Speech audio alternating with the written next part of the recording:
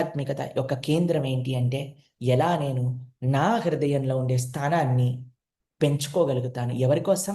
భౌతికతను తగ్గించి ఆధ్యాత్మికతను పెంచటం. భగవంతుడికి స్థానం, ధర్మానికి స్థానం, సమాజానికి స్థానం. ఎలా? ఇది భగవద్గీత నేర్పిస్తుంది. కాబట్టి ఎంత మనకి అటాచ్‌మెంట్ ఉంటే అంత పెయిన్ ఉంటుందండి. ఎంత మనం డిటాచ్డ్‌గా ఉంటే అంత పెయిన్ తక్కువగా ఉంటుంది.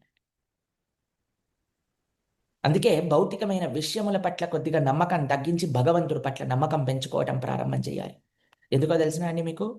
భగవంతుడు ఒక్కడే ఈ ప్రపంచంలో మనల్ని ఎప్పుడూ వదిలేయందండి.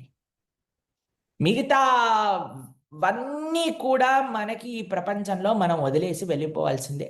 2 ఉంటాయి. వాళ్ళైనా వదిలేసి వెళ్ళిపోతారు, లేదా మనమైనా వదిలేసి వెళ్ళిపోతాం. వదిలేయటం పక్కా. కానీ పరమాత్మ మాత్రం, భగవంతుడు మాత్రం ఎప్పుడూ మనతో పాటే ఉంటాడండి. నిరంతరం మనతో పాటే ఉంటాడు. మీకో విషయం చెప్పనా అండి? రామచంద్రమూర్తికి ఒకసారి అందరూ వచ్చి అంటారు, "అయ్యా!